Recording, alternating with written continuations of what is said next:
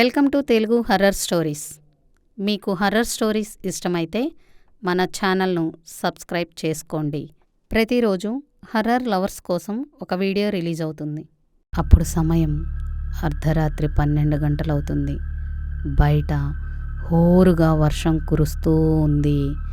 అన్ని న్యూస్ ఛానల్స్లో కూడా ఇంకా 2 రోజులు వర్షాలు కురిసే అవకాశం ఉందని చెబుతూ ఉంటారు. అప్పుడే మధు తన గదిలో కూర్చొని ఏడుస్తూ ఉంటుంది. పోయిన సంవత్సరం ఇదే రోజు తన అన్న కూతురు శ్రేష్టను కోల్పోతుంది. అది తలుచుకొని మధు చాలా బాధపడుతూ ఉంటుంది. సరిగ్గా సంవత్సరం క్రితం ఇదే రోజు మధు తన అన్న కూతురు శ్రేష్ట ఐస్ క్రీమ్ తినడానికి బయటికి వెళ్తారు. కానీ అదే సమయంలో ఒక కారు వచ్చి శ్రేష్టను గుద్దుతుంది. ఆ యాక్సిడెంట్లో శ్రేష్టకి ఎక్కువ బ్లడ్ లాస్ అయ్యి తను చనిపోతుంది. ఆ యాక్సిడెంట్కి తనే కారణమని మధు చాలా బాధపడుతూ ఉంటుంది. అది గుర్తొచ్చినప్పుడల్లా మధు చాలా బాధపడుతూ ఏడుస్తూ ఉంటుంది. కానీ మధు వాళ్ళ అన్నయ్య నీ మీద బ్లేమ్ వేసుకోవద్దు అని నచ్చ చెబుతాడు. కానీ మధుకి శ్రేష్ట గుర్తు వచ్చినప్పుడల్లా తను ఏడుస్తూ బాధపడుతూనే ఉంటుంది. సరిగ్గా ఈ రోజుకు శ్రేష్ట చనిపోయి సంవత్సరం కావస్తుంది. ఇంతలోనే మధు ఫోన్కి ఒక మెయిల్ వస్తుంది. ఆ మెయిల్ చూడగానే మధు తనతో ఎవరో ప్రాంక్ చేస్తున్నారు అనుకుంటుంది. ఆ మెయిల్లో ఏముంటుందంటే, మీరు మీ జీవితంలో ఏదైనా విలువైనది కోల్పోయారా?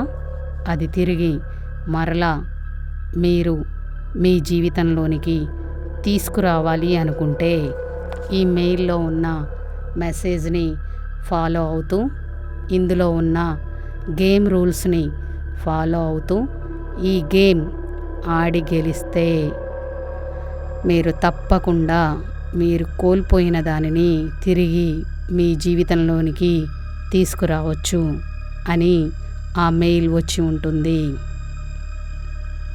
ఇదంతా చూసిన మధుకి ఏమీ అర్థం కాదు. ఇదంతా ఫేక్ అని మధు ఫోన్ పక్కకు విసిరేసి నిద్రపోతుంది. ఇదంతా ఫేక్ అనుకొని చిన్నగా తను నిద్రలోకి జారుకుంటుంది. తనకి ఏదో శబ్దం వచ్చినట్లు అనిపిస్తుంది. కానీ ఆ శబ్దం ఎక్కడ నుండి అని మళ్ళీ కొంత నిశ్శబ్దంగా ఉంటుంది. ఆ శబ్దం తన మంచం క్రింద నుండే వస్తుంది. తన మంచాన్ని ఎవరో క్రింద నుండి కొడుతున్నట్లు అనిపిస్తుంది. మధు కొంత గుండె ధైర్యం చేసుకొని మంచం క్రిందకు వంగి చూస్తుంది. ఒక్కసారిగా తన గుండె ఆగినంత పని అవుతుంది. మంచం క్రింద శ్రేష్ట పడుకొని ఉంటుంది. మధు, నేను బ్రతికి తిరిగి రావడం నీకు ఇష్టం లేదా అని గట్టిగా అరుస్తుంది. మధు ఒక్కసారిగా గుండె జల్లుమనిపించి నిద్ర నుండి తేరుకుంటుంది. మళ్ళీ ఒక్కసారి మంచం క్రిందకు చూసేసరికి అక్కడ శ్రేష్ట కనిపించదు. ఈ మెసేజ్ నిజమేనా?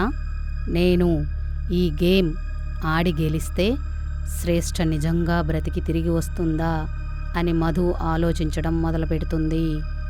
మధు మైండ్లో ఏవేవో ఆలోచనలు రన్ అవుతూ ఉంటాయి. ఇంకా ఫైనల్గా తను ఒక డెసిషన్ తీసుకుంటుంది. ఏమైనా సరే ఆ గేమ్ని ఆడి తీరాలనుకుంటుంది. ఇక మెయిల్ ఓపెన్ చేసి ఆ గేమ్ యొక్క రూల్స్ చదవడం మొదలు పెడుతుంది. ఆ రూల్స్ ఏమిటంటే, ఆ గేమ్లో 3 లెవెల్స్ ఉంటాయి. వాటన్నింటినీ ఒక లెవెల్ తర్వాత ఒక దానిని పూర్తి చేయాలి. కానీ ఈ గేమ్లో అతి ముఖ్యమైన రూల్ ఏమిటి అంటే, ఈ గేమ్ గురించి ఎవరితోనూ చెప్పకూడదు. మొత్తం ఈ గేమ్ రూల్స్ పాటిస్తూ ఆడితేనే ఈ గేమ్ గెలిచినట్లు అవుతుంది. ఈ గేమ్ గురించి ఎవరితోనైనా డిస్కస్ చేస్తే వారికే ప్రమాదం అని ఆ మెసేజ్లో ఉంటుంది. ఇక గేమ్ ఎలాగైనా ఆడాలి అని మధు అనుకుంటుంది. గేమ్ యొక్క మొదటి రూల్, ఈ గేమ్ ఆడటానికి రూమ్ మొత్తం చీకటిగా ఉండాలి.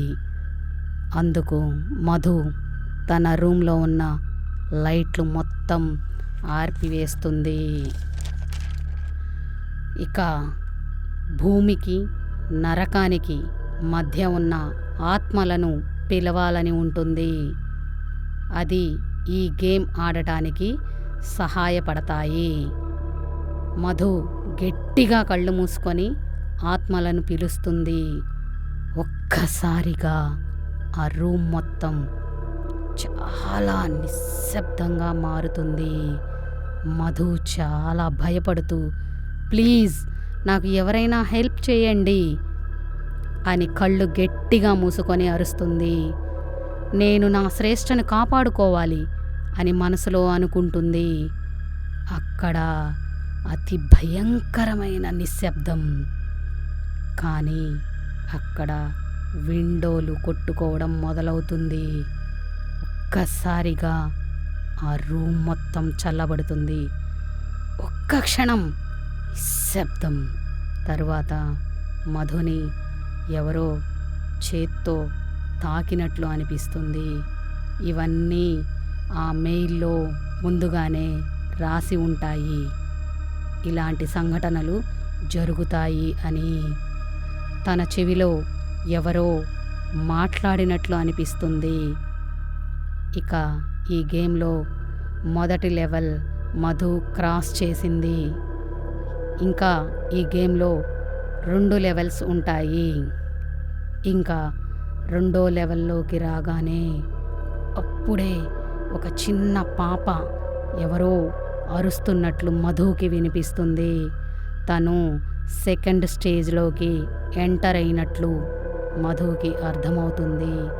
మెయిల్లో ఉన్న దాని ప్రకారం ఆ పాప అరుపు వినగానే కళ్ళను గట్టిగా మూసుకోవాలి. ఆ పాపను ఎట్టి పరిస్థితుల్లో చూడకూడదు. ఒకవేళ ఆ పాపను చూస్తే ఆ పాప వచ్చి ఆ గేమ్ ఆడేవారి గుండెని తీసి తినేస్తుంది అని మెయిల్లో ముందుగానే రాసి ఉంటుంది. ఆ పాప చాలా రకాలుగా అరుస్తుంది. ఎందుకు అంటే ఆ పాప ఒకవేళ కళ్ళు తెరిచి తనను చూపించగలిగితే మధుకి ఆ గేమ్ మధ్యలోనే ఆగిపోతుంది. ఆ పాప అరుపులు మధు బాత్రూంలో నుండి వస్తున్నట్లు అనిపిస్తుంది. ఆ పాప కొన్నిసార్లు శ్రేష్ఠ గొంతుతో మాట్లాడి మధు కళ్ళను తెరిపించడానికి ప్రయత్నిస్తుంది. కానీ మధు రూల్స్ని ఫాలో అవుతూనే కళ్ళు గట్టిగా మూసుకొనే ఉంటుంది.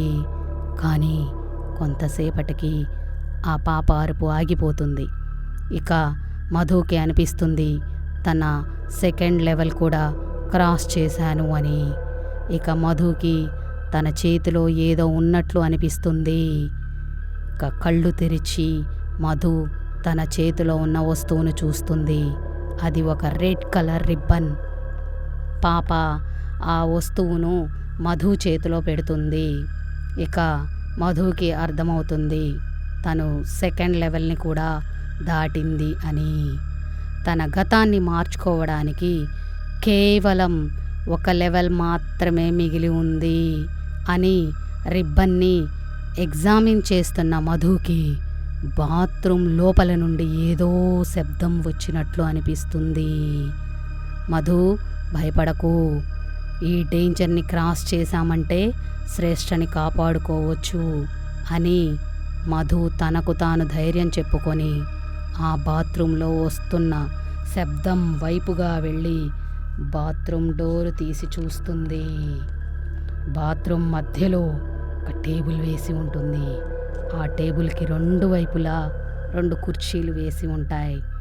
అందులోని ఒక చైర్లో ఏదో నల్లటి ఆకారం కూర్చున్నట్లు అనిపిస్తుంది. ఇందాక బాత్రూమ్ నుండి వచ్చిన శబ్దాలన్నీ ఆ నల్లటి ఆకారమే చేసింది అని మధుకి అర్థమవుతుంది. ఇక మెల్లగా ఆ ఆకారానికి ఎదురుగా ఉన్న కుర్చీలో మధు వెళ్ళి కూర్చుంటుంది. మధుకి ఆ టేబుల్ మీద ఏదో చిన్న వస్తువు ఉన్నట్లు గమనిస్తుంది. ఆ వస్తువు ఒక నైఫ్. ఆ ఆకారం మొదటిగా మధుని అడుగుతుంది, మొదట ఆ నైఫ్తో నీ మధ్యవేలు నెయిల్ని కట్ చేసి ఆ టేబుల్ మీద పెట్టు అని ఆ ఆకారం అడుగుతుంది. మధు అలానే తన ఫింగర్ నెయిల్ని కట్ చేసి ఆ టేబుల్ మీద పెడుతుంది. ఆ మధు వేలంతా రక్తం ధారగా కారుతూనే ఉంటుంది. అయినా మధు ఆ నొప్పిని భరిస్తూనే ఉంటుంది. ఆ ఆకారం వెంటనే వేగంగా ఆ ఫింగర్ని తినేస్తుంది. మళ్ళీ నీ చూపుడు వేలు కట్ చేసి ఆ టేబుల్ మీద పెట్టు అని అడుగుతుంది. మధు అప్పటికే తన మధ్యవేలు నెయిల్ని కట్ చేసి చాలా బాధగా ఉంటుంది. అయినా తన చూపుడు వేలు కట్ చేసి అక్కడ టేబుల్ మీద పెడుతుంది. అప్పటికి రక్తం కారుతూనే ఉంటుంది. ఎంత నొప్పిగా ఉన్నా సరే ఆ చూపుడు వేలు కూడా టేబుల్ మీద పెట్టి కట్ చేస్తుంది. రక్తం ధారలు కారి చిమ్ముతూనే ఉంటుంది. అయినా మధు లెక్క చేయకుండా ఆ ఫింగర్ను టేబుల్ మీద పెడుతుంది. ఆ నల్లటి ఆకారం వెంటనే ఆ ఫింగర్ని కూడా తింటుంది. ఇక చివరిగా నీ గుండెని కట్ చేసి ఆ టేబుల్ మీద పెట్టు అని అడుగుతుంది.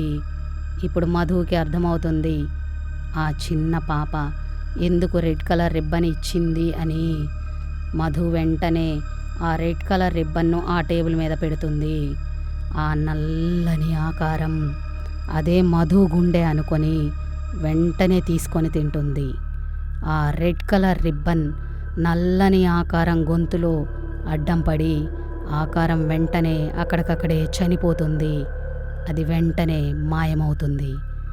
ఆ ఆకారం అక్కడ నుండి మాయం అవ్వగానే ఆ గదిలో లైట్లు వెలుగుతాయి. అప్పుడు మధు అనుకుంటుంది, ఈ గేమ్ నేను సక్సెస్ఫుల్గా కంప్లీట్ చేశాను, శ్రేష్టను మళ్ళీ ప్రాణాలతో తిరిగి దక్కించుకున్నాను అని తన మనసులో అనుకుంటుంది. ఈ గేమ్ సక్సెస్ అయితే శ్రేష్ఠ మళ్ళీ తిరిగి ప్రాణాలతో వచ్చి ఉంటుంది కదా, ఒక్కసారి అన్నయ్యకు కాల్ చేసి అడుగుదాం అని మధు తన ఫోన్ తీసుకొని కాల్ చేస్తుంది. వాళ్ళ అన్నయ్య కాల్ లిఫ్ట్ చేసి, మధు ఏమైంది, ఈ టైంలో కాల్ చేశావు అని అడుగుతాడు. అన్నయ్య, నేను ఆ గేమ్ ఆడాను చనిపోయిన మన శ్రేష్ఠ కోసం. శ్రేష్ఠ తిరిగి వచ్చిందా ఒక్కసారి వెళ్ళి చూడు అని వాళ్ళ అన్నయ్యకు చెబుతుంది. ఏం మాట్లాడుతున్నావు మధు, శ్రేష్ఠ తన గదిలో నిద్రపోతుంది అని మధు వాళ్ళన్న చెబుతాడు.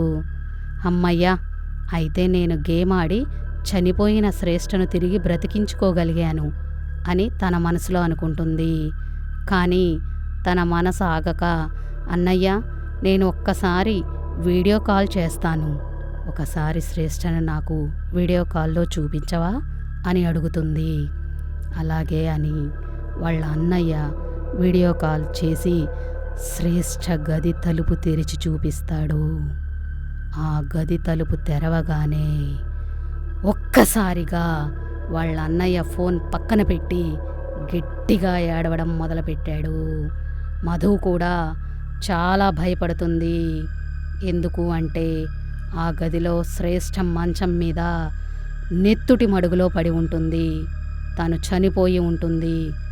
తన మొహానికంతా నెత్తురు ఉంటుంది. శ్రేష్ఠ ఎందుకు చనిపోయిందో మధుకి అర్థమవుతుంది. ఎందుకు అంటే మధు ఈ గేమ్లో మొదటి రూల్ బ్రేక్ చేసింది. ఈ గేమ్ గురించి ఎవరికీ చెప్పకూడదు, కానీ మధు వాళ్ళ అన్నయ్యకి కాల్ చేసి చెబుతుంది. అందుకే శ్రేష్ఠ రెండవసారి కూడా చనిపోతుంది.